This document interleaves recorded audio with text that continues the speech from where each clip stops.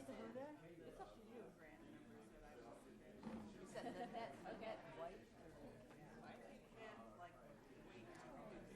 What? Do you have a card? Yeah, no problem. Do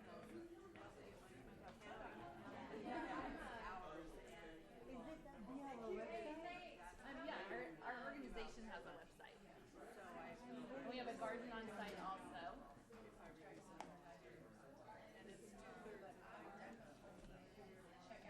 Thank you. I think when I go back to Hawaii.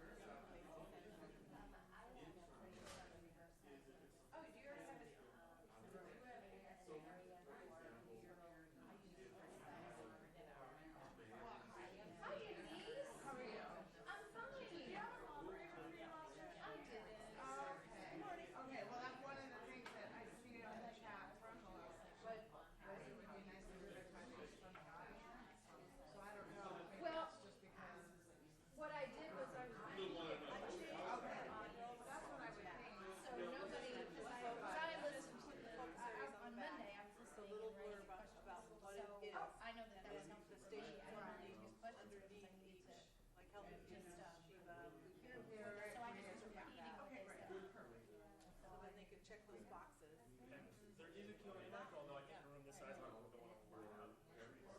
But if you want, you can have like more further and stuff. Yeah, I mean, such a small room. I'm sure I'm going to hear back now from the grant and say sorry. I know, right. Well, Well, there's one of these you can plug it into it actually. Somebody said yesterday that expect some, I think Thursday. I know that you can say Questions, asking questions. You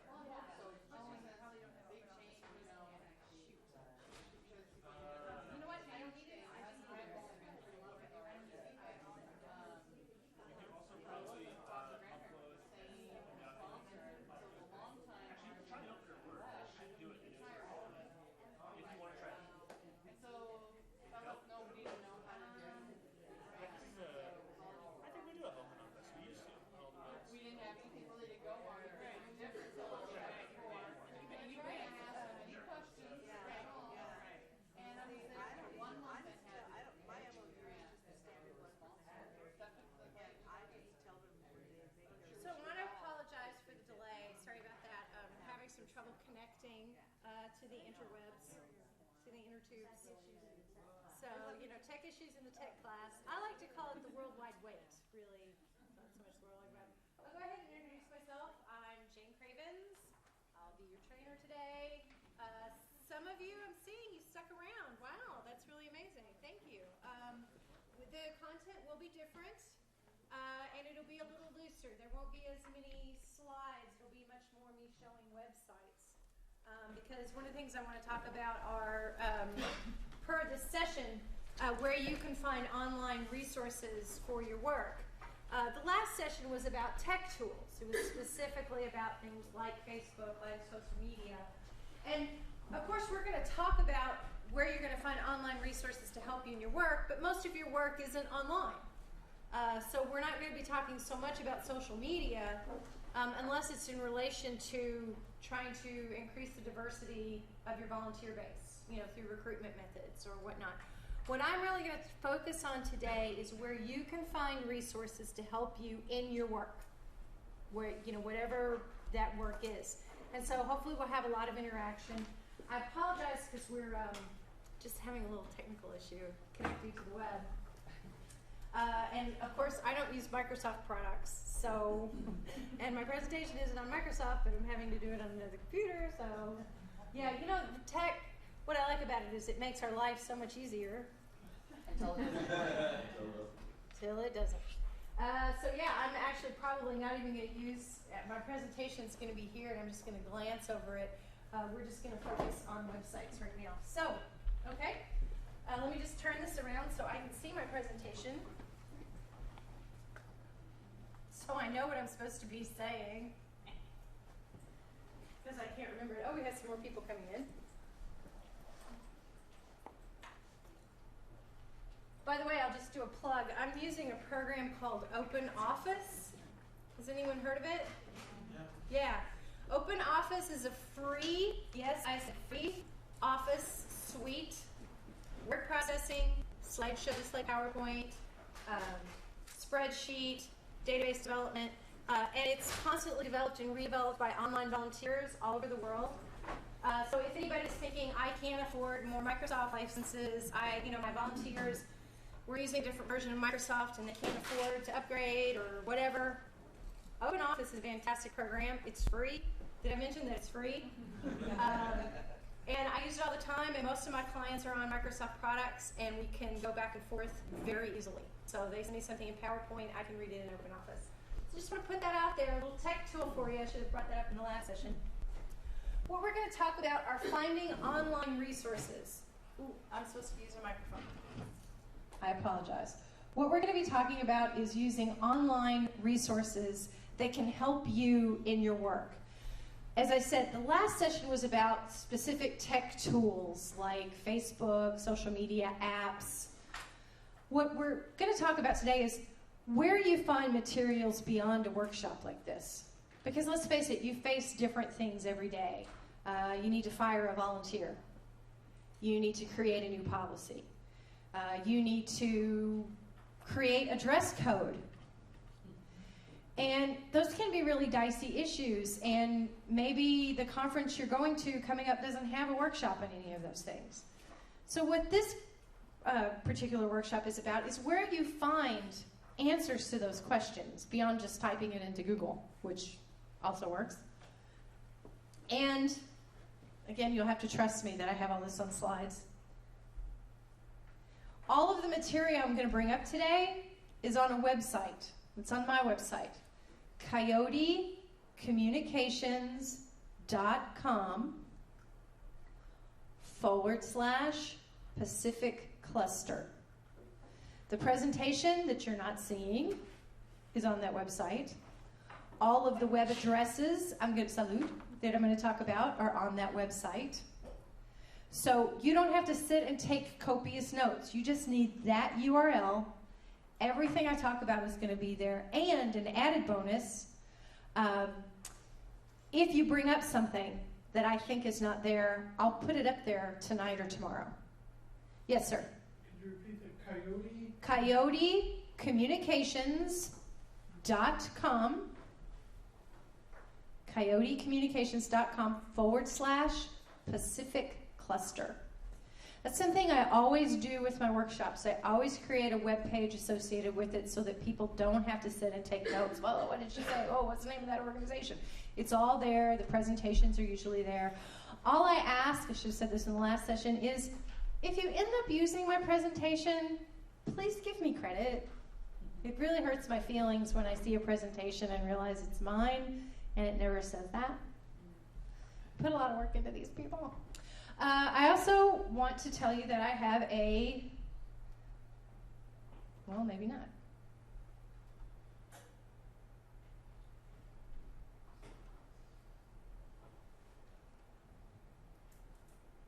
Okay. I also want to tell you that I have a modus operandi. And that is some rules for today. They're good rules. You'll like them. One of the rules is, and you heard this earlier if you were in my session, is there are no stupid questions. Please ask any question that you want to ask. Don't think, oh, she's going to think I'm stupid if I ask this question about the internet. I won't. I really won't. I used this example earlier. Some of you have heard of it. I do a lot of training about virtual volunteering.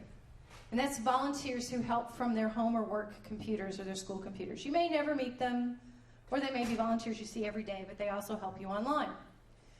They're online volunteers. And in a session about online volunteering, a person asked, well, does that mean I have to be online too?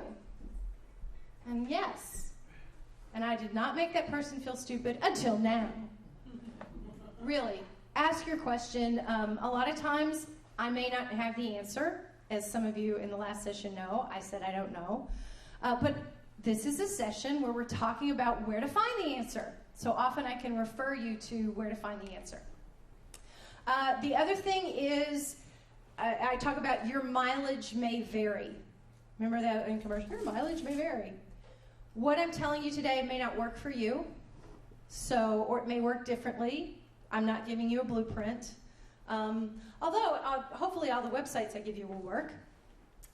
And another thing that wasn't on the slide, but I should have said this. If you have a question after this session, please email me. I'm happy to answer questions after workshops. I'm not one of those people that goes, man, I'm going to ignore that. Just, I have another question. Email me. Why listen to me? I mean, really, why listen to me? Who am I?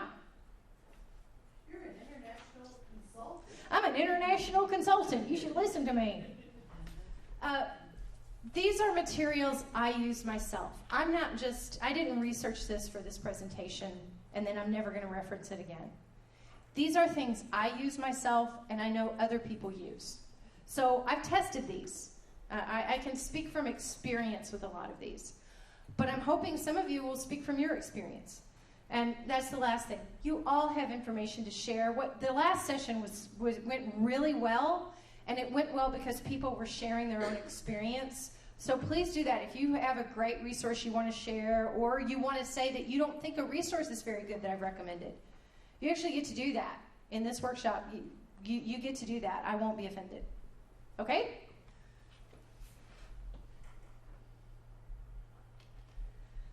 So I just briefly also want to say what I mean by volunteers and community. When I'm talking about this work that you're doing, I'm referring to people you're not paying. Now that's a little bit controversial. Some people say, well, I don't consider community court-ordered people volunteers. I don't consider pro bono employees on loan volunteers. Well, that's up to you. I do. So I'm going to be talking about that a little bit. If you don't, that's fine. Just ignore that part of the presentation. But I think of volunteers as anybody I am not paying. That can mean somebody else is paying them. For instance, AmeriCorps, I don't pay them, but somebody gives them a stipend. But I tend to treat them as volunteers, and that means with a great deal of respect, with their time.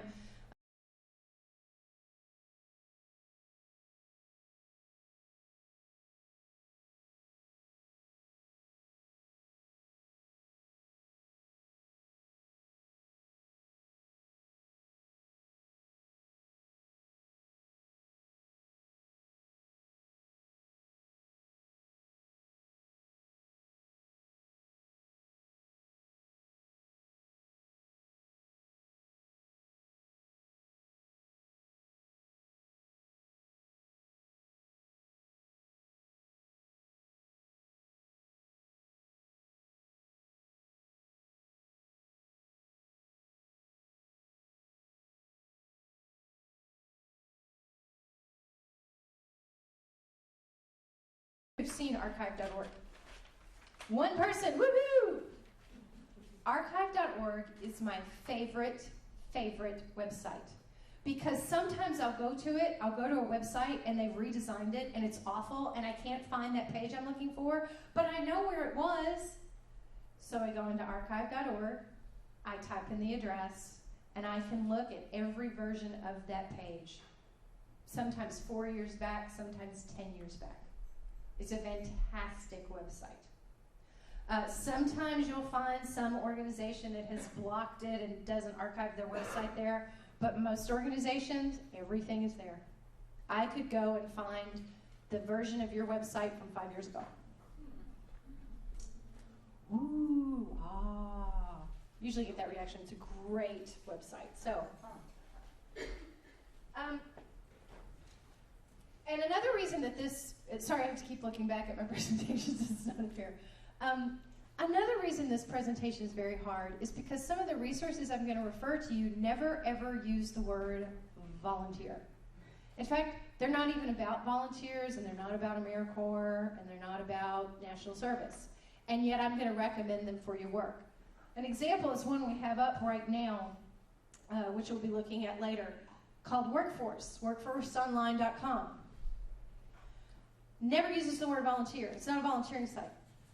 And yet it's one that I recommend, and I'll be talking about later why that is. But those are the reasons this presentation is really hard to do. So let's talk about some obvious resources to start. And if you'll forgive me, I just need to type in a URL to start. Ready?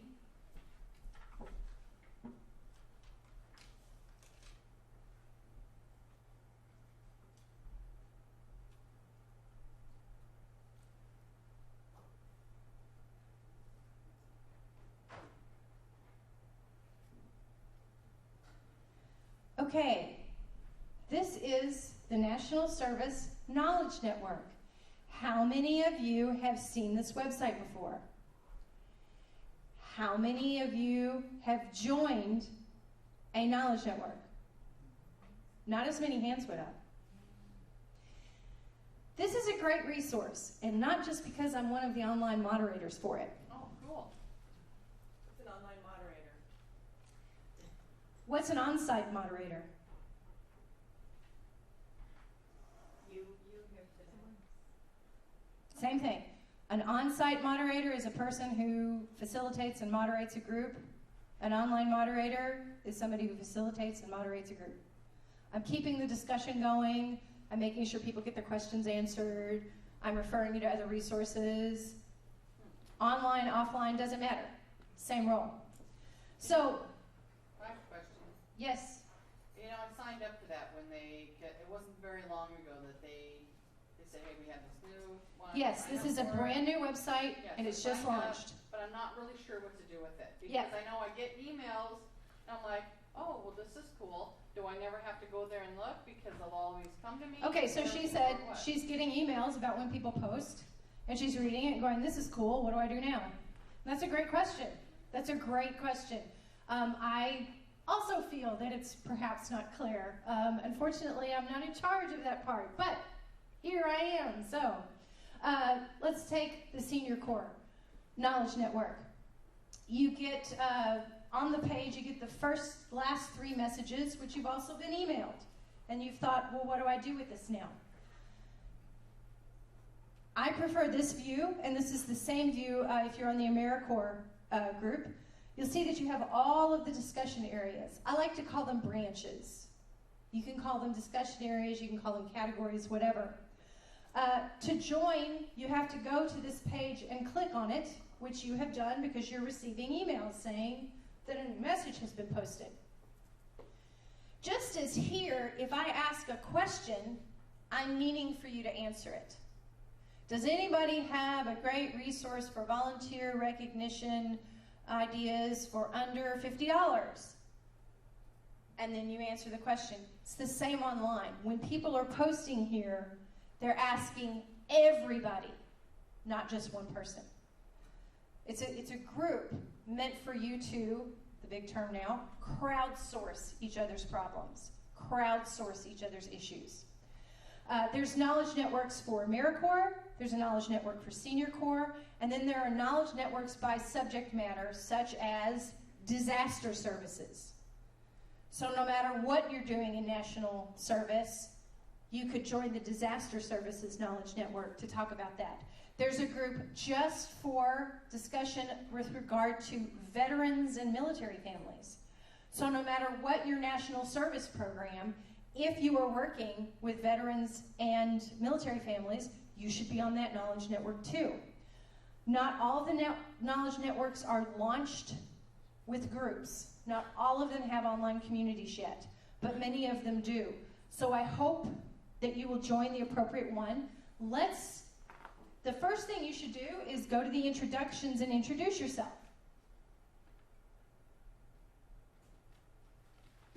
You don't have to, but it's nice if you would. Yes, ma'am.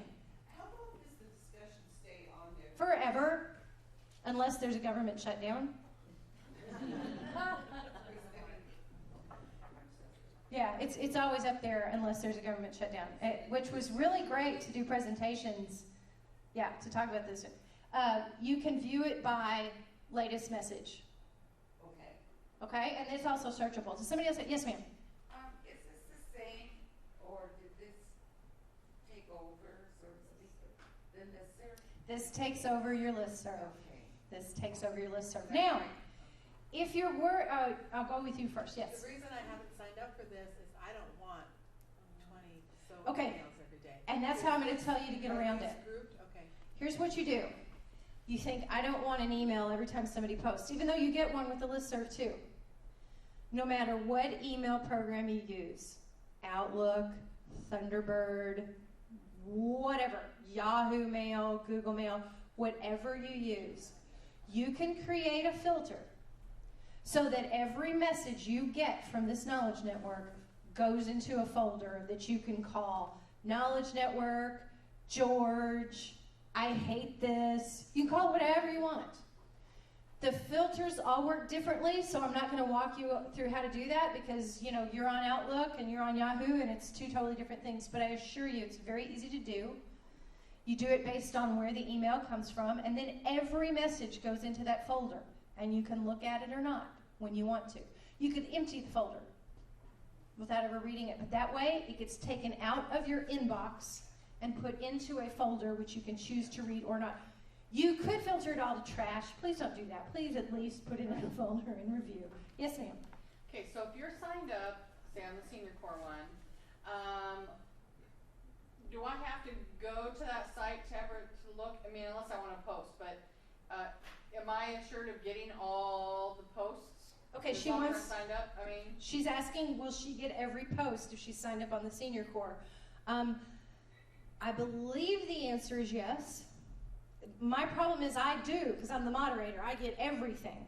But I believe you get every message, and that means none to 10 a day.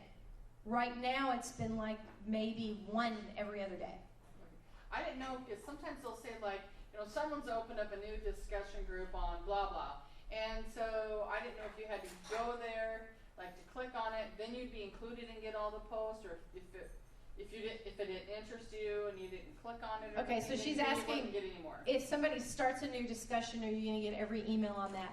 I apologize, I actually don't know. Here's what I suggest. Post that to the group and ask, because the IT person is on the group and will have to answer it. Yeah, that's where I was not sure of how to use this site. I'm like, I like that idea, but I wasn't sure if I was getting everything or Yeah, not. so she wasn't sure she was getting every notification of messages. And yeah, I apologize, as a super user, and yes, that is what you get called when you're the moderator, you get called the super user. I get every message, so I actually don't know. As you'll see, we've got tell us who you are in the introductions, and only 4 people have told us who they are.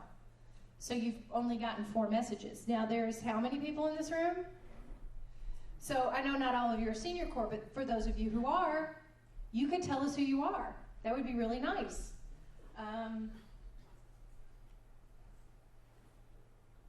See this? So do you all know Laura at ETR? She's encouraged you, and I want to show you my profile as an example.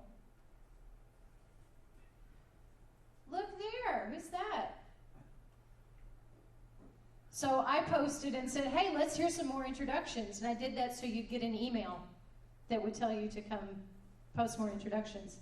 And so that's me. I've got all my information there. And why it's important for you to fill out your online profile, I see your hand there in the back, is because you want to be able to see who this person is. And for some reason that is not working. I guess because I'm not logged in, sorry about that. But if you click on my name, you see who I am. I have a little thing about, oh, hey, I'm Jayne, I work with AmeriCorps and Senior Corps and National Service Programs, and I'm a moderator here, and blah, blah, blah, blah, blah, and lots of links. You can say whatever you want to. Some people have talked about their dog, their kids. It's really up to you. But we would really appreciate if you post an introduction and also fill out your profile.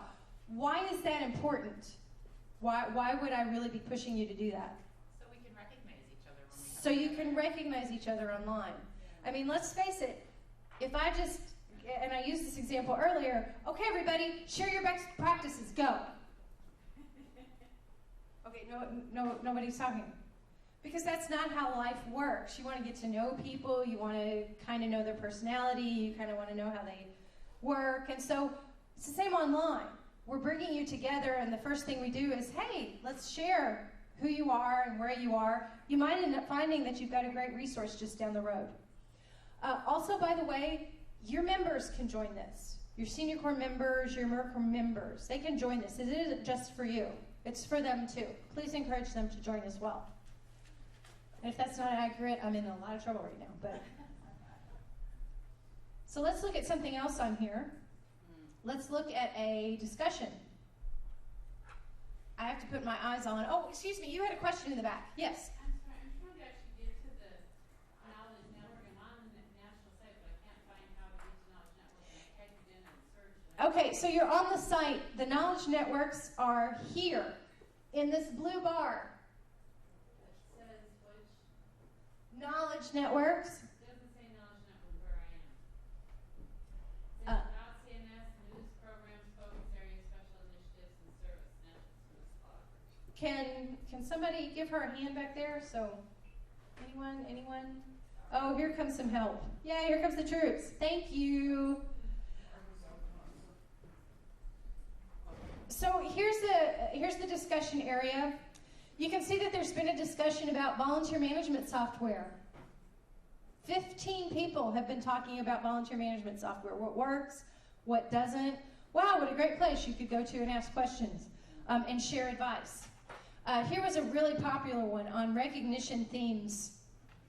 How to recognize volunteers recognition merchandise, theme ideas, organizing events. Somebody started it and nobody responded.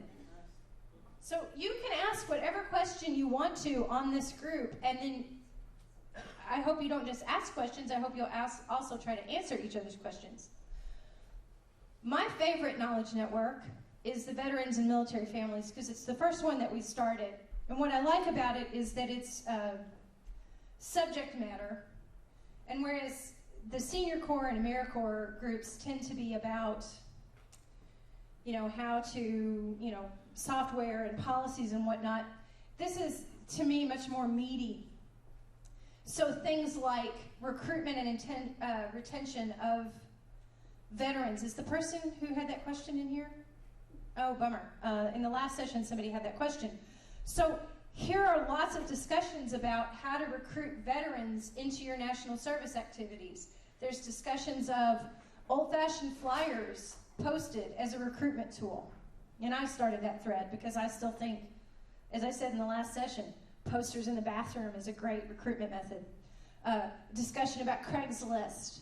A discussion about leveraging days in May, the National Military Association Appreciation Month. Veterans benefits impact on stipends.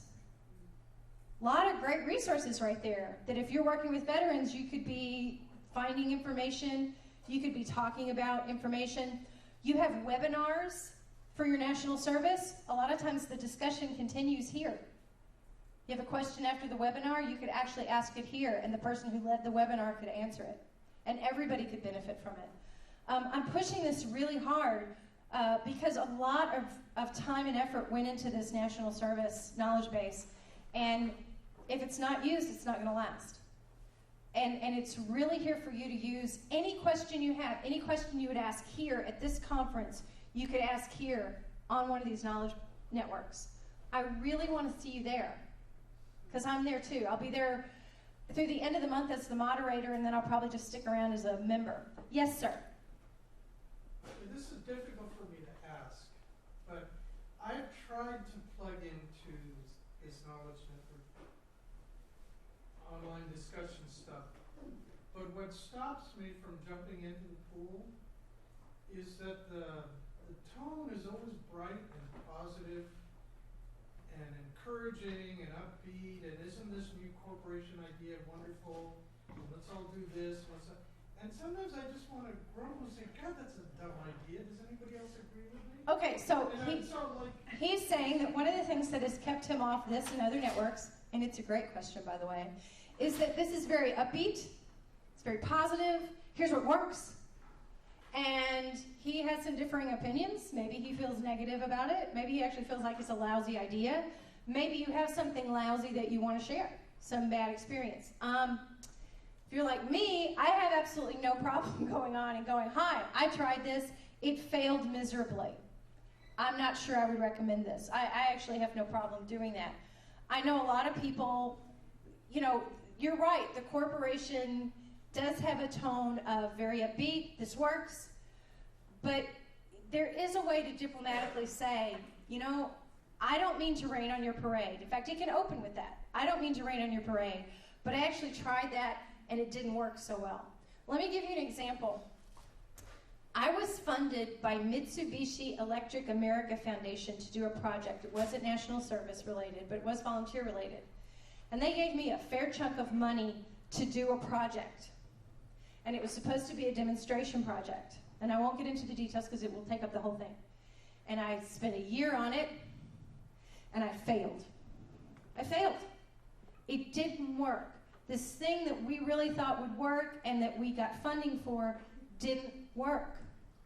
And so I built several web pages about it, what we did, and that it didn't work. And I told Mitsubishi, and they renewed my grant for a different project because they said it was fantastic to see a learning document about this. Now they weren't going to fund this anymore. They were going to fund this because they see that's where the need was. So I did it in a very frank way. I wasn't rah, rah, rah. I mean, I have a reputation for being very harsh online, very harsh. But there is a way to do it to stay fact-based, Stay fact-based. Don't say, I didn't like it. That's not enough. Tell me why you didn't like it. Well, I tried this with our volunteers and they rejected it. I tried this with our volunteers and they refused to do it. What advice do you have? Stay fact-based and you're going to get a much better response. That's how the Knowledge Network is supposed to work. So as much as possible, keep your feelings out of it as much as you want to say, this is awful. Let me do that. Yes? Well, exactly to that point, I used to be on the listserv a lot. This system seems to have more steps to get involved, and I don't have time for more steps. Okay, she brings up an excellent point. She was on the listserv. I was too. I was on the AmeriCorps listserv. I have been for years because I've worked with AmeriCorps since back in '96. And it's very simple. Send an email, you subscribe, boom. With the website, much more complicated. You've got to sign up, then you've got to click join, then I'm asking you to fill out your profile, and you think, well, I don't have time. Well, here's the thing. If you will spend the time just in the beginning, it becomes just like the listserv. You don't have to fill out your introduction again. You don't have to fill out your profile again. It's done, it's finished. And now you're just getting emails. You're right, you can't respond via email. You have to respond via the website, but that's a matter of just clicking. You're logged in. You don't have to do that again. You only have to do that part once. I know it's hard, but the payoff is that now with the listserv, we didn't often know who people were. And now we can know. We can click on your profile and see who you are. You know, but there's good in anonymity, too. There is good in anonymity. You don't want to be known. And there's some people that don't want to be known. For this, it's an official website, so they're going to keep it official. But, I talked about this with Laura, and she said, we know that people might create their own community. It could happen. The subversive, everybody's anonymous community. I can't stop you. Maybe your volunteers are doing that now. You don't know. But here's an option, and I give this option all the time. And maybe you've given me an idea, and I'll post this to the group. If you have a question you want to post anonymously, send it to me. I'll go to my grave and not say who you are. And I can post about, okay, we have a person who wants to ask this anonymously. She runs an AmeriCorps program somewhere, and this is her issue. I'll do that for you. I'm that kind of moderator. So I'll post that to the group that I'll do that. Laura's freaking out right now. I'm sorry, Laura. I'm sorry. But I'll do that for you. Because you're right. Anonymous, there's a lot of power in that. There's bad and good. You can get bad information. If you've been to Yahoo Answers, where you can be anybody and answer a question, there's a lot of lousy answers out there. There's a lot of scary people on there because you don't know who they are. So there's good and bad. But I think the good, you can ask an anonymous question without raising a red flag that maybe you're not totally in compliance on an issue, and it's not that you want to be out of compliance, but you don't want to have the neon lights saying. Right. What she's saying is you can ask a question that implies that you're out of compliance, and it can get scary. It's funny that you bring this up because this is an offer that I always make on online communities, and I haven't made it on this one. I've made the offer on TechSoup, for instance, and we'll be talking about TechSoup later. If you have a question, a technical question, but you really don't want to post it because you're afraid your executive director will see that you really don't know how to use the software, you can email it to me and I'll post it. And like I said, I'll go to my grave and never say who you are. Mostly because I'll forget who you are. That's just me. I'm great at keeping secrets because I forget them. What? Huh? Oh, yeah. Oh, I forgot. So, really. So what's your email? Just contact me through this and I'll give you my email. My email's on the website that I just gave you. So, yeah, please, why not? Sorry, Laura. Sorry. Really, it's okay. She's just like, oh my God. Okay, so there's lots of things on the Knowledge Network. I'm pushing that really hard, but again, we really, really want you to use that. And like I said, I'm going to keep using it even after I'm not paid to be the moderator, just because I think it's a fantastic resource.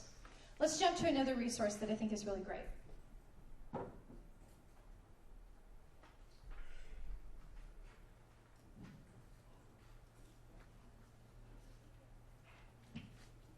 How many of you have heard of Susan Ellis? Okay, I am a Susan Ellis disciple. I have to be upfront. If you don't like her, you're going to hate me. I am her disciple. I just love her stuff. She knew about online volunteering long before I did. She's very on the cutting edge, but also clearly grounded in good fundamentals of volunteer engagement.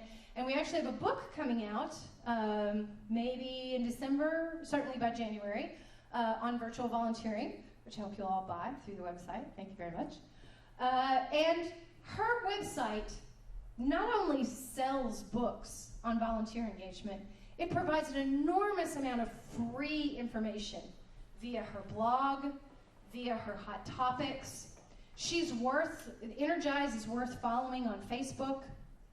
It's worth following on Twitter, because you really will get great information about the topics that we don't like discussing, like how to fire a volunteer, how to tell somebody you can't come here anymore, and here's why, or how to reach diverse communities. It's a terrific website. She has this, the eVolunteerism Journal. This is a subscription-based resource. It's very affordable, but that is a resource that you do have to pay. But if you really can't pay for that, I assure you, signing up for her email newsletter, checking out her books from the library, subscribing to her blog is totally worth it. You will be so energized by the information that she has. Yes, ma'am? I don't know how to sign up for a blog. Okay, she asked a great question. I don't know how to sign up for a blog. It is not always obvious. In a lot of cases, some blogs can be subscribed to via email. In some cases, they can't. The best thing to do is if you follow the person on Facebook or Twitter or sign up for their email newsletter, you will know when they update their blog and you can just go look at it. Because I subscribe to this. So you subscribe to this, and she does. It's still confusing to me to know, like, how to, Okay. their updates. She has signed up for Susan's wonderful email newsletter and is unsure what to click on or what's a blog. It doesn't matter what the blog is. Just go for the topic that interests you. Maybe she calls it the hot topic. Maybe she calls it a blog. What's most important is the subject matter. Right. And that you go, yeah, I want that. So her email newsletter, I still have an email newsletter, and I said this earlier. Somebody asked, are email newsletters on their way out? I thought they were, until I tried to get rid of mine. And I had 800 subscribers write me angry emails to say, you better not. So what I've realized is I have 800 people that subscribe to my email newsletter and 1,500 people who follow me on Twitter, and they're not the same people. And so I've got to write for those two different audiences. So great website to check out regularly, to look for resources, and you can comment on her hot topics. You can actually have discussions about her hot topics. It's great. Let's look at another website.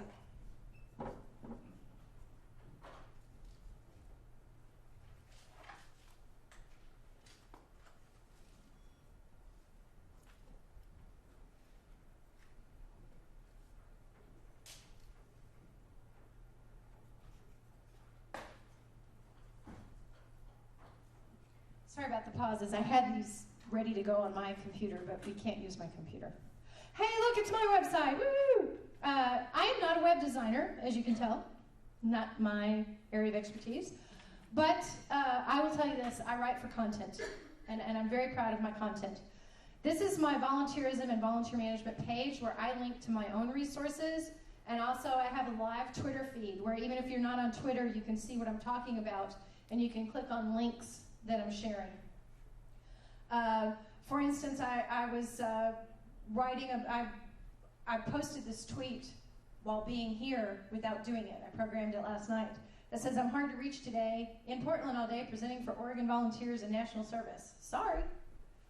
So if you went to my webpage, you would know where I was, which some people find creepy, but whatever. So if I may, I'm very proud of my website. I'm very proud of the resources I have for volunteer engagement, mostly with regard to tech. And one of the reasons I'm proud of them is it's not just my words. I link to other resources. I link like crazy. If I find a good resource on somebody's website, I'm linking to it. For instance,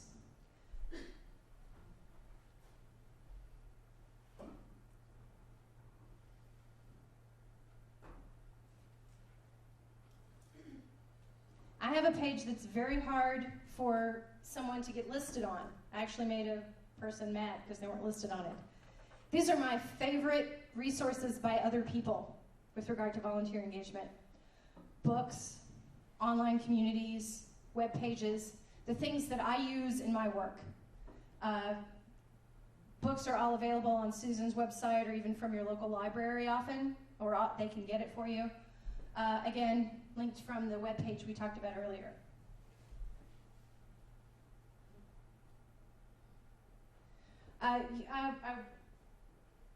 Looking at time. You all know about Volunteer Match and Hands-On. Do I need to go to those web pages and talk to you a little bit? It's fine if I do. Yes. Okay, yes.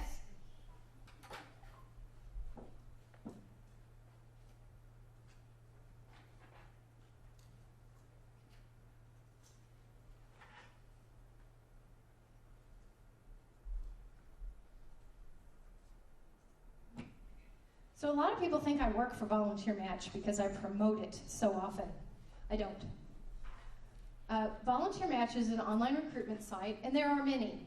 There's Hands-On, there's lots of, there's Idealist, there's All for Good, and again, these are all listed on the webpage I talked about.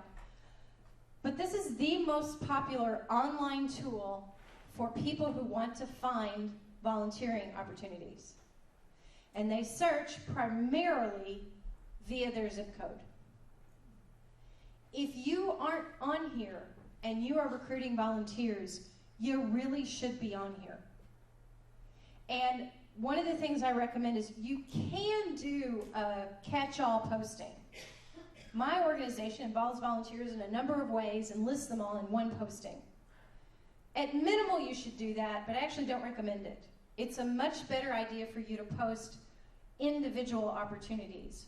We need mentors for young people. We need people to help with a book drive. We need, etc. It's much better because that's how people look for opportunities, just like jobs. People don't go, well, who's hiring in Portland? Jobs Portland. They look for communications jobs. They look for janitor jobs, I don't know, whatever. They do the same thing on any site, not just Volunteer Match. You need to be on there because that is a major, major recruitment tool. You also need to be on your local volunteer center website. Your local volunteer center may not use Volunteer Match. They may use Hands-On. They may use Idealist. They may have their own system.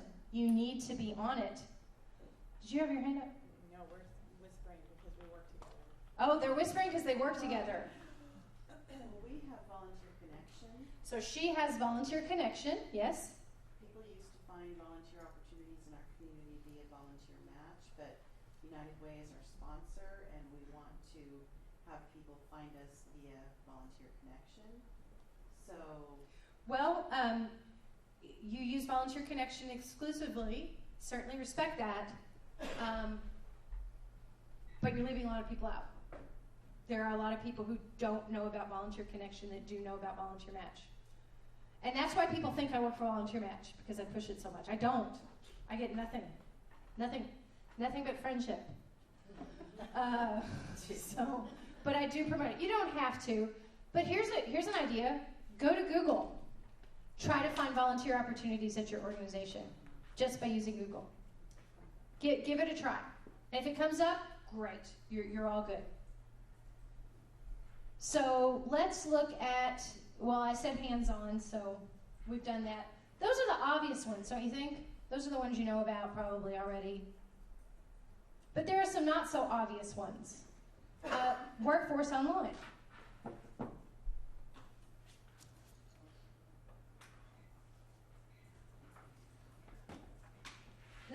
website we had up earlier. Workforce Online has nothing to do with volunteers. It has nothing to do with working with communities. It's a site for managers, primarily HR managers, to talk about employees. So why do you think I have it up here? People who were in the first session.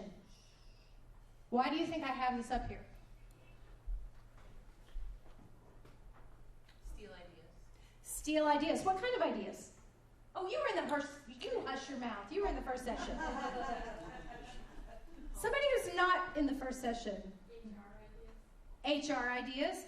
Now, I'm a big, I do not believe in equating volunteer engagement with HR management. They are two different things. That said, they do share a lot. They share a lot. So it's a great idea to steal ideas from HR people. It's a great idea. Yes? Is that a way to entice the volunteer? Hey, come over here. This is an exciting opportunity. Workforce Online is not a recruitment site. So, just to be clear. What it is a site for HR managers to share best practices around recruitment messages for employees. Great thing to steal.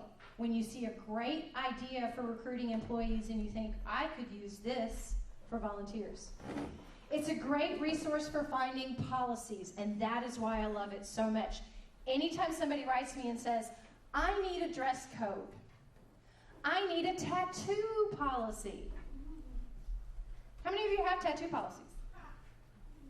None of you really? Oh, that's a shock. Oh, there's one in the back. For instance, there are state hospitals that sometimes have policies with regard to covering tattoos because some of the patients can actually, that's what sets them off, is seeing a tattoo.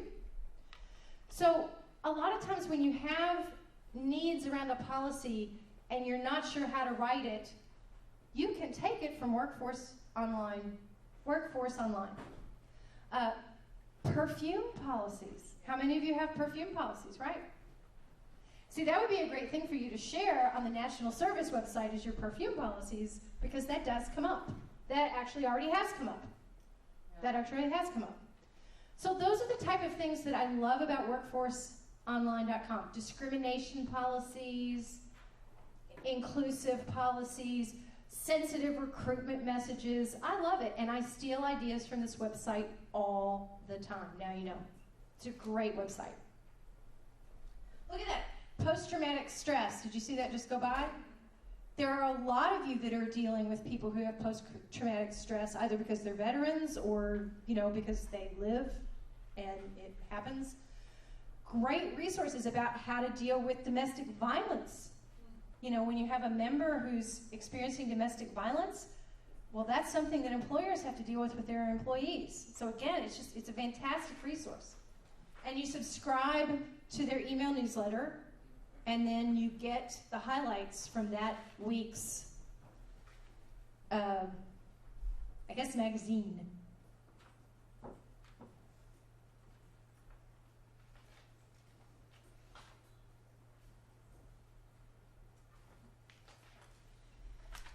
Now, this is a website that I do work for. I do work for this. This is called TechSoup.org. How many of you have heard of TechSoup? Oh, great. Many of you have heard of TechSoup.org.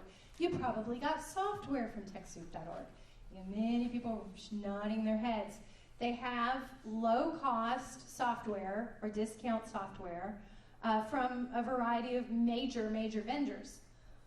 But that's not really anything I have anything to do with. I've been associated with TechSoup since it was called CompuMentor back in the early 90s. She's nodding her head. She's old like me. She remembers CompuMentor. When it was CompuMentor, TechSoup, which is a nonprofit, matched nonprofit organizations with IT professionals who were willing to donate their time and come on site and set up your computers or whatnot. And they've transitioned out of that role. There's other organizations that do that. But one of the things that stayed from that era is this wonderful online community, which I do manage. So, disclaimer, I am paid by TechSoup, so I am pushing them. But also because even if I wasn't, I would be up here pushing them hard. I love TechSoup. Like I said, I've been associated with them as a volunteer and as a client since the 90s. And the forums, I just think are terrific, and they're really underutilized. You always have an introduction branch, but one that people really like is this database and software branch. So if you have a question about the software you're using and you can't figure out how it works, you could post here and say, hey, I'm using QuickBooks, I can't figure out how to do this, the website isn't helping me. Anybody out there use QuickBooks that can help me with this? Or if you're making a choice about software or an app or a computer, great place to post and say, hey, you know, we're 15 people, we have this much money, what do you think we should do? Great place to post about databases and software questions. Web design, so great place to ask design questions. And even if you're not a web designer, you have questions about web design. You know, where should this information go? What should we call it? Should we make this password protected? What should we do? How are you handling it? Great resource for asking questions about design and web building. Digital engagement. How do I use Twitter? Why do people keep talking about it? I'm sick of hearing about it. What is it? That's where you would ask that question. Yes, ma'am? What are tags? Ah, what are tags? Another great question.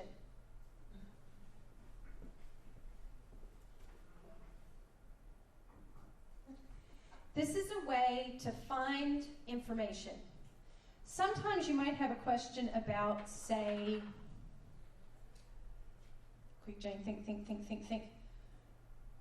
I want questions around an African context because I work with a lot of organizations in Africa. And maybe there's a post where somebody's talking about what's happening in Senegal, but they never mention the word Africa, just as we usually don't mention North America as our continent. If you're from Senegal, you usually don't say Senegal, you know, in Africa, because they assume everybody knows geography. But the person who posts it could actually tag it, or I could tag it later as Africa, so that anybody searching for Africa-related resources could find that post, because I've tagged it with that. Even though it's not Africa, it's Senegal, but it's part of Africa. So you'll see these some of the really popular tags, like accessibility, because I'm assuming since you're all partially government funded, you know that your website has to be accessible for people with disabilities and has to meet accessibility standards. If you don't know what that is, you could go to TechSoup and click on accessibility and it would show you all the discussions we've had about how you make a website accessible. So that's what tags are. You'll see tags a lot on Flickr, for instance, which is a photo website. And I tend to tag my photos, anything with my dog, I tag with the words rescue, adoption, and her breed. Because I want people, anytime they're looking to adopt a dog, to see what a great dog I have and what a great thing it is to adopt a dog, even though I'm posting pictures of her playing in a field or something. So that's what a tag is. That's something that online volunteers can help you with. They can help you tag things on Flickr or on TechSoup or whatnot. That's a great tool for them. If you don't know how it works, recruit a volunteer who does, who can help you, because this helps your content be found. So tags are very important. That's a great question. That would be a great question under digital engagement. You could have asked, what are tags?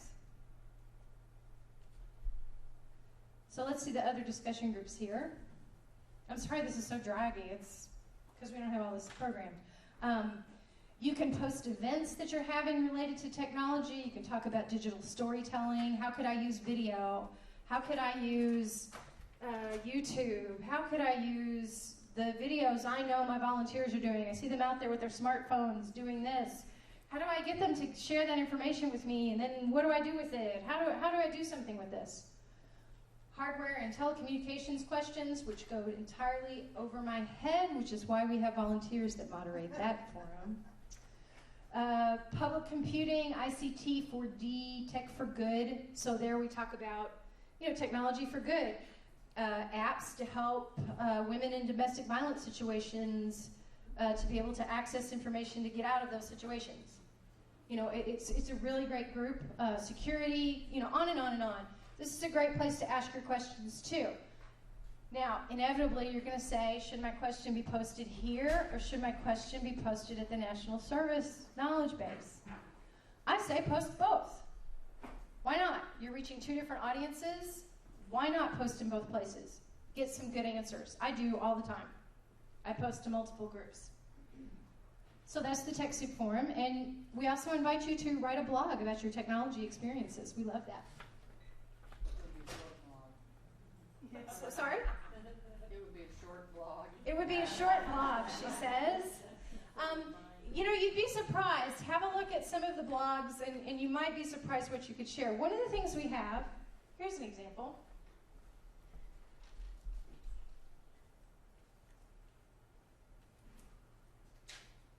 You can also view this by recent activity. I hope there's not any spam.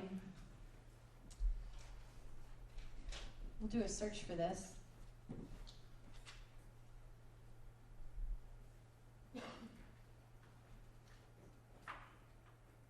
This is how I get people to write blogs without them knowing they're writing a blog. Because I am subversive.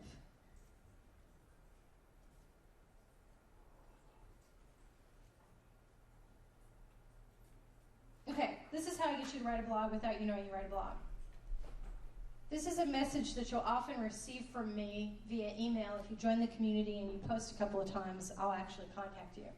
And I'll welcome you, and I'll say, hey, you know, here's more than a dozen ideas of how to get started on this community. Really simple stuff, like fill out your profile, just like on the National Services website. Introduce yourself, same thing I say on the National Services website.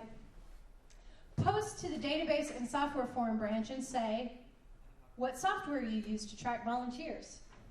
Do you like it? Do you hate it? See, there you can say you hate stuff, and we love that. You know, how you don't like it, why you chose it, what you wish you could choose. What software you absolutely could not live without. I can't live without email, I can't live without this. When you answer those type of questions, you're basically creating the type of content we want in a blog. But instead of me saying evaluate software or whatever, I'm saying, hey, what's a tool you like and couldn't live without? Email. Or I hate email, I wish it would go away. You could write a whole blog about how much you hate email, and we would publish it because we would be thrilled. Because that's actually very helpful. Negative things are very helpful. Yes? Earlier on you mentioned hands-on, but you didn't go to. Which hands-on would you like to see, the national site or a local site? Want to see hands-on Portland, or does somebody have a local site they'd like to look at? I have no idea. He has no idea. Hands-on isn't in every community, but let's look at Portland's.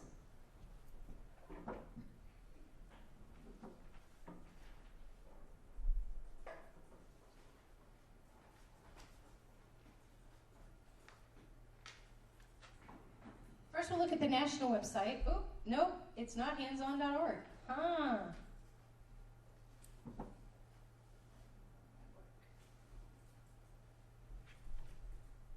Hands-on Connect. Hands-on Network. So here's the national site, and then we'll type in a zip code. And it should go to the local website. So it's telling me opportunities in the 97116 zip code. We have Care for Cats with CAT. You have to be 12 years old or older. Stock the Pantry at the Oregon Food Bank, age 6 and older. Boy, that's a really popular one because you can bring kids. Support the Arts, Columbia Symphony Orchestra, age 16 and up. And I believe the hands-on asterisk is for partners with the hands-on network. So a lot like Volunteer Match or Idealist or Network for Good or All for Good. I mean, there's so many out there. Great place to post. And if that's in Portland, it's a must because we have such a strong hands-on presence. You've got to post here. Whereas in another community, maybe it's not that strong of a presence. You'll know based on when you go to one of these sites and you look to see how many people are using it in your community, which you can see based on how many organizations are posting. If there's not many, yeah, you don't need to post there. If there's a lot, you better use that material.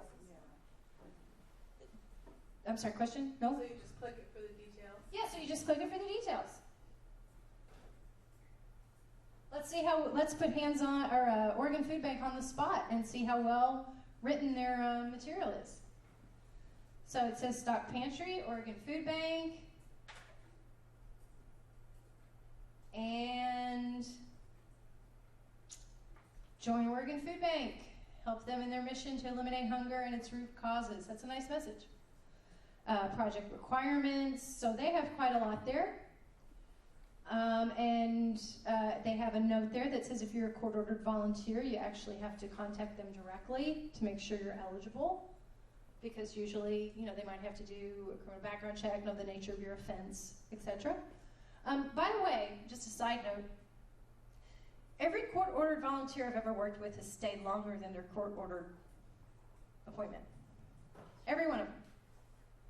And I take that on the fact that I treat them like volunteers, and I really make them feel they get thanked just like everybody else. I respect their skills. They have skills. Everybody's got skills. You can find something. Every one of them has stayed longer. Sometimes a week longer, sometimes a month longer. Some, they just stay, and I forget why they came. Oh, yeah, that's right. You committed an offense. You've been here for a year longer than you had to be. So, why do you think that is, on a side note? Why do you think they've stayed with me? Treat them well. They see what I'm doing. I really try to energize them. I don't, maybe they work in Intel, Sorry, Intel. I know all of your people are really great. So, any other hands-on questions? Yes, ma'am. Oh, no, I was just going to say on the court mandated, that's something that you want to go into, be careful of what offense is, because I worked at a place that we had a lot of court mandated, and then we had a lot of assault charges on our other volunteers for sexual predator situations. So, if they're traffic tickets, awesome. But Right, you have to know the nature of the offense. For instance, I didn't care if people were drunk driving offenders because they were online volunteers. Had they had an offense related to a computer, actually, I don't know, maybe I actually would have used them because it meant they were really good at using computers. I don't know. Come to think of it. I use that joke all the time, by the way. I went through the Census Bureau when they were hiring for census workers. I actually tried to be a census worker, and I wanted to see their screening process, and it was interesting. They would block you for offenses that had to do with domestic violence, that had to do with anything with children, and burglary.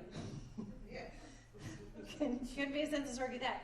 But that said, and this is a side note, the best way to prevent is not through criminal background checks. And if you haven't read Linda Graff's book about why criminal background checks are not an effective way to screen out inappropriate volunteers, run out and buy that book.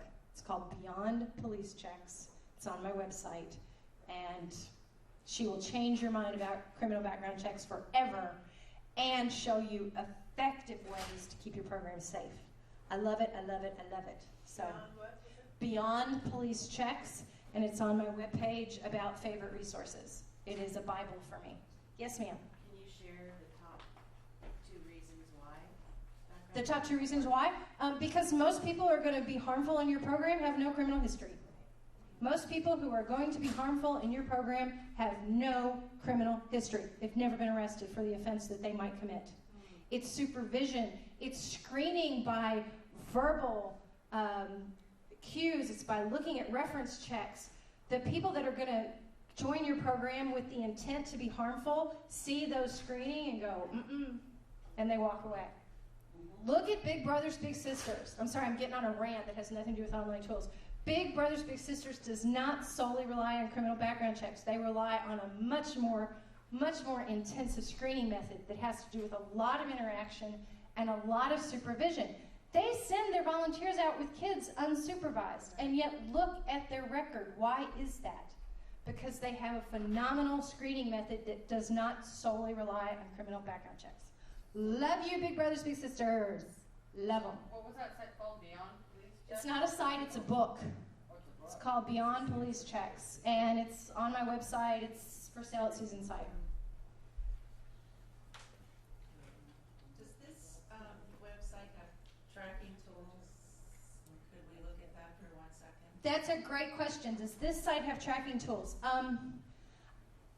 I don't believe it does, just as Volunteer Match doesn't. And tracking tools meaning is the volunteer contributing to the project. Is that what you mean? Does anyone know? Okay, they think they do. There are sites that do, for instance, online volunteering.org, if you were to recruit through that, they do. However, it's really hard to get volunteers to report via this third-party site. So another thing you'll find on my website is, it's all free, resources on how to get volunteers to report. Whether you're going to have them use hands-on, whether you're going to have them use email, whether you're going to have them use specialized software. I've got a whole long list, and it's growing as I get more recommendations on how to get volunteers to use this or any tool that's meant to track their service hours, what they're doing, accomplishments. Because you, of course, please tell me you're not just tracking hours. You need to track accomplishments too. And that's actually easier than you think it is. And I've got a lot of material on my website on how you do that, no matter what tool you use. So those are some of the not so obvious tools. Does anyone else have a tool that they use in their work that they rely on that you'd like to share now? Oh, come on. Really? Yes, sir. I think I shared this with some of you yesterday on an internal database. Actually, I'm going to give you the microphone since I think you have a lot to say. And that's a compliment. I might have shared this yesterday at one of the sessions. I was on a panel and I created an internal database, I call it, with all the CNCS checks with criminal background, all the forms, birth certificates, marriage certificates, checks of maiden names. I think there's 103 cells deep, things we need. And some of that is like agency requirements too on some of our grant reporting. But anyway, I have it all figured out for my 20 members, and we just go down and I initial it. Each member has a tab with all these same things.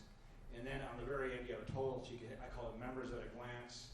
You can look at that and see if, we need an MOA from that site because we have a new site supervisor, or things change in the program during a year. And I have it all, I like Excel, I've used it for 20 years, and I have it color-coded so it kicks back a red cell if that MOA is out of date, or if something's a compliance issue at the get-go of the year, there's some things that you can sort of operate on as long as you are making steps to get that corrected.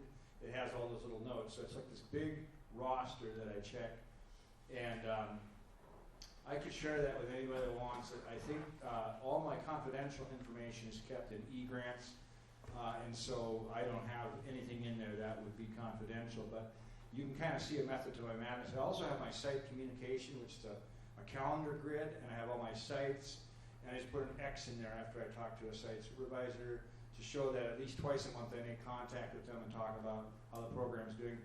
By the way, they're remote sites. Some are 1,000 miles away from my office. And we try to do site visits, but with limited funding, I think I visited 5 out of 20 sites on one of my best years. So that's one of the tricks we use for remote management. It's just a little tool. I open it every day. I use it for my teleconferences to check attendance. I have things in there for, like travel, maybe I use a specific airline. So I just amalgamate all my information into about 25 spreadsheet tabs. But anyway, you can build those yourself for your own programs too. Is there a place to write notes? Because when I talk to a site, I will write down what I say because I have 2 jobs, and so I don't want to confuse the one with the other. Is there a place to do that? Okay, so she is asking if there's a place on this to write notes, to write comments, etc. Right. I just hit the text wrap little tool up in the toolbar, and I'm on the phone with a headset and goes, sounds like he's quitting, need to follow up, 73113 CE, my initials. And then there's a formula called concatenate or whatever. At the end, you can see my initials, then my supervisors will show up. So 2 of us have given these folders double sets of eyes. Periodically, we want at least 2 sets of eyes on all the hiring documents. And so at this members at a glance, you'll see my initials and then a comma and then the next set. So I have room for 4 people to review my documents. So far we hit 2, and we just had a a recent review by CERT Alaska, and they didn't have any findings. We had a couple things we had to clarify on language, on how we do business, but everything came out squeaky, so. I'll share that with anybody. I mean, just send me your cards and I'll email. And you had a question? Raven AmeriCorps, rural Alaska village. Raven AmeriCorps In Anchorage State. in Anchorage, Yeah. in Alaska. Yes, it is part of the U.S., way up there. Yeah, and thank you for that. And if you want to share information with me and can put it on the webpage I noted earlier, I'd be happy to do that. I already emailed you for something else, so I'll just. See, he's already emailed me and I haven't gotten it because I'm, up here with you. And this has reminded me of another great resource. This is connected to the National Service and with TechSoup. It was a joint project. And it's a wiki, which means it's a place for people to share links to other resources, and it allows other people to edit, or it's supposed to. You actually have to send it to me and I'll edit it for you. That's our gatekeeping. One of the things I like about this wiki, it's called the Knowledge Networks wiki. I don't think it's on my webpage yet. I'll put it up tonight. What I like about this wiki and how it can help you is it is about online communities of practice. What is an online community of practice? Well, what's an offline community of practice? It's a thing that, it's a community that brings people together like right now. You are a community of practice right now because you're talking about national service. You are a national service community of practice. And you can continue to be if you continue to interact online. If you want to know how to create or interact with these communities, this website can help you. In addition, I have a long, long list of what I consider effective communities of practice, and many of these can help you in your work. For instance, there's a community of practice on online facilitation. In the last session, this gentleman was asking questions about how to make an online group lively, how to get people to interact. Well, there's a community about online facilitation. They don't use the word volunteer. You might never find this otherwise, but there's a great group to look at. Top 24 communities for the community manager, and that means an online community manager. So there's a person has made a list of what he considers the best communities for those type of people. Library Society of the World, a community for people working in or concerned with libraries. These were groups I found that I thought were just absolutely terrific communities of practice that I thought anybody could benefit from. E-agriculture, Humanitarian Social Network, TechSoup, of course. And I want to bring this up because some of your best online resources, as I said, don't use the word volunteer. For instance, let's use some phrases. Customer service, customer satisfaction, multicultural teams, multicultural conflict. These are terms that you need to be using if you're facing these issues. And you don't have to use the word AmeriCorps or Senior Corps or foster grandparents when you're doing those searches. But there is great information out there. When I was doing a paper on virtual teams, multicultural virtual teams, I didn't find any information, I'm sorry, in the volunteering world to help me. The information I found was from corporations. There were all sorts of corporations that had free white papers on how they set up a multicultural online team with people who were not native English speakers but were using English to work on a project together. I mined that for amazing material to use in my job.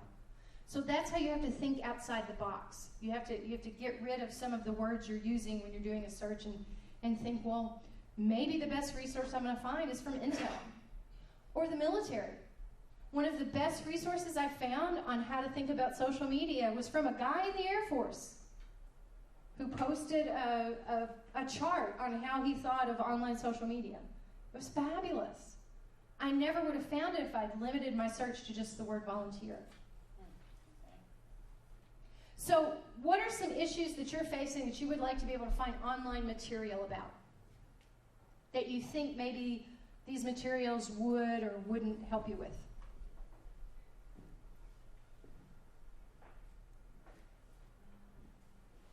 That you can be negative. Camera's not on you. No one will ever know you asked the question. Well, let me ask, why did you come to this particular workshop, and have I answered your question? Yeah, I didn't know where to go, so this gives me a good opportunity to educate myself. Okay, so she didn't know where to go. This gives her a good opportunity to educate herself, and I hope I've helped you with the Knowledge Network, the National Service Knowledge Network, because it is an intimidating site because it's so different than the listservs. But really, email me. I'll help you. I'll help you even if my contract expires. I'll help you because I would really like to see the Knowledge Network successful. Yes, ma'am. I came because I hate the internet. She came because she hates the internet. And I watch my children get on there. I'm actually pretty tech savvy, so don't misunderstand that part of it. But I watch my children get on. They can find anything and everything like that. And I get on and I get bogged down. And so I was hoping to find some tools and websites. I've heard a couple of those that you've mentioned already, but a couple. Okay, so she said she hates the internet, although she is tech savvy. She sees her kids, they seem to be able to find everything, and she wants to be able, I guess, to do that too. I hope I just don't want it to take so much time. She doesn't want it to take so much time. You know, for me, I just want to say that my turning point, how I learned to love the internet, and of course, I did learn to love it in the 90s, before there was a World Wide Web. And the reason I learned to love it was because I originally used Usenet news groups. There was no World Wide Web. And news groups are nothing but communities, and I love people. And so I didn't think of it as a technology tool. I thought of it as a great way to network with people. It's how I got my job. It's how I ended up at the UN, was through going to, basically, instead of schlepping to conferences, I was going to online communities. The more I've thought of it as human connection, the less I've thought about it as tech. I've really enjoyed it, and I actually really love it now. I hated Facebook for the longest time until I learned that I could control what I see, that I could hide people, for instance. I could friend them but hide them so they don't have to see their endless cat photos, which can be cute. But the more I did that, the more I liked it. I'm going to make it a mission. I will get to you in 2 seconds. I don't have a smartphone. That stuns people. I do not have a smartphone. I have what's called a semi-smartphone. It's just a track phone.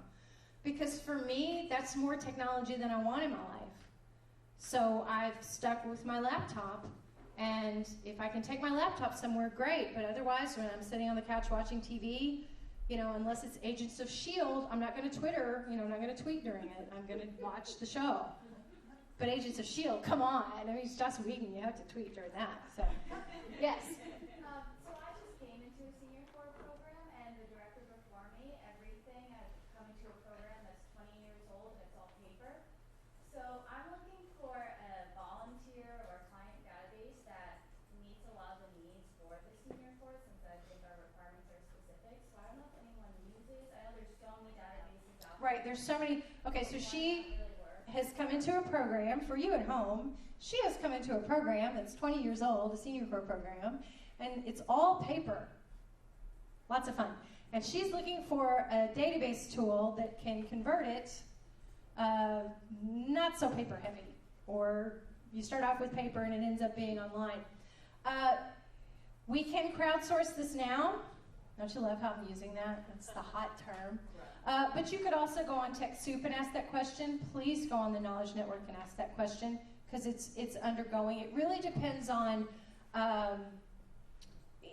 how much your members can use a computer. For instance, some people, instead of filling out the paper, they come on site and fill it out on a computer, and it's automatically, you know, there no matter what software you use. Some people just use Google Docs. Some people actually buy software. I have the comparison chart of volunteer management software, but if you were to ask this question on the Knowledge Network, you'll get even more answers. Does anyone want to share what they use? This lady, wonderful lady right here. We use FileMaker Pro. She uses FileMaker Pro, which I love. Yeah, which you can do a million things. And I know Charlie's talking about Excel. I'm not an Excel fan. I know I could be if I had to sit down and really work with it. But databases are so much better for gathering and reorganizing work information. I'm right there with you, sister. She's not a spreadsheet fan, and neither am I. In a pinch, that's what I use. You've named my favorite database. I love FileMaker Pro because I am not a database designer, and I love how easy it is to use. But you can also buy some off-the-shelf things. No, Yes, ma'am. Can you repeat that,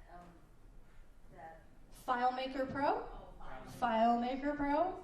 I actually don't know who uses them, who makes them now, but it's FileMaker Pro. It's there's Microsoft Access, there's Salesforce, there's lots of different things that you can then adapt to your needs.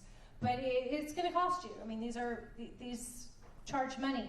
That said, OpenOffice, the free software I mentioned earlier, their database program is free, but it is as hard to use as Microsoft Access. Sorry, Bill Gates.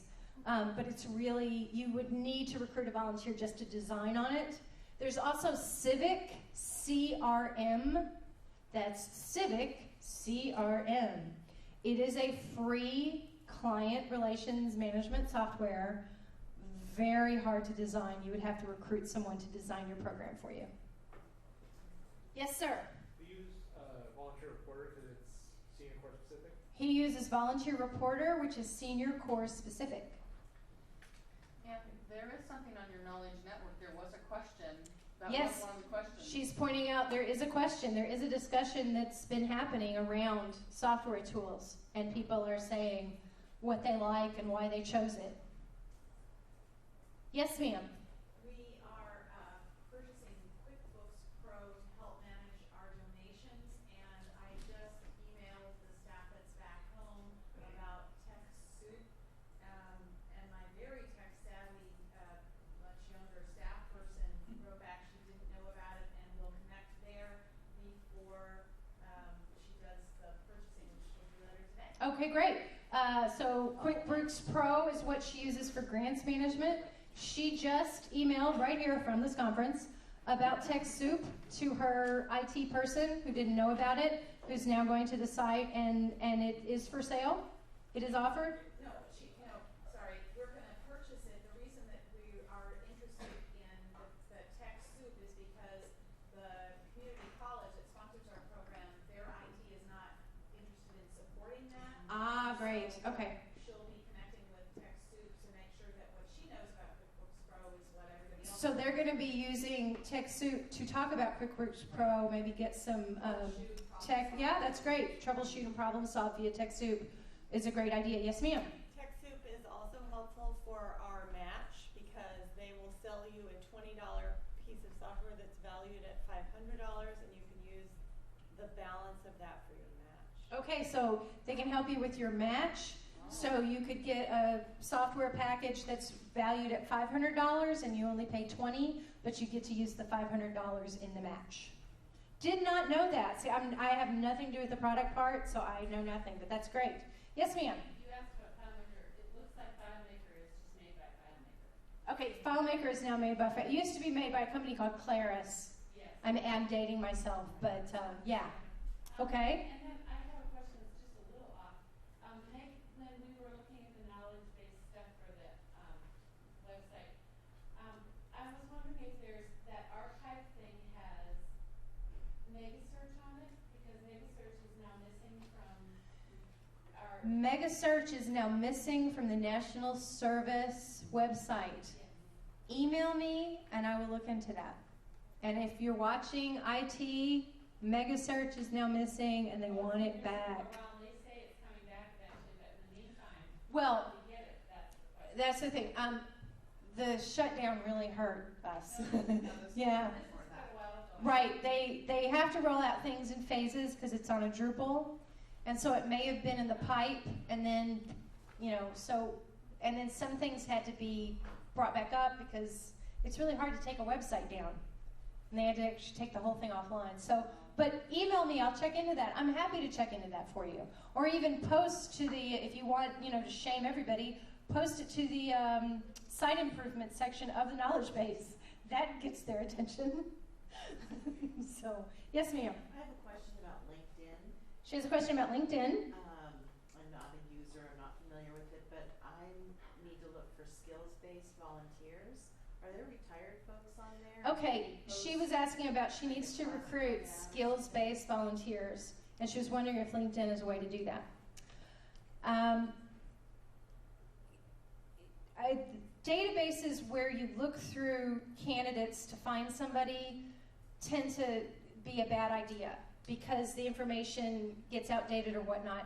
Could you use LinkedIn? Yes, you would need to find a community on LinkedIn that was locally based or that was based on that profession to be able to find what you were looking for. I would recommend actually not using LinkedIn, and instead I would go into Google and type in, for instance, Accountants Seattle Association, and seeing if there's an association of accountants. Many times retired people stay connected to those associations. Other great resources: Kiwanis, Lions Club, Optimist Club, Rotary.